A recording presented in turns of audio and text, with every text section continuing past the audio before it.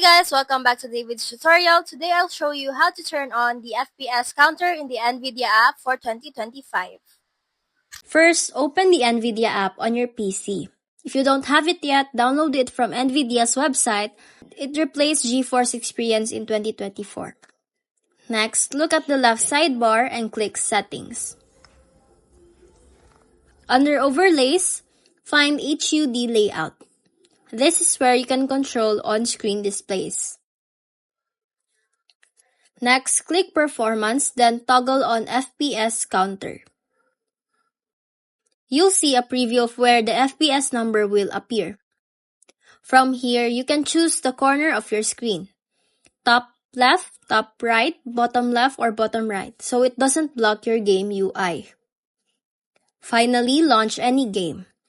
The FPS counter should now appear live on screen while you play. No extra software needed. So that's it. Open the Nvidia app, enable the overlay, pick your spot, and you're good to go. That's all for now. Thanks for watching David's tutorial.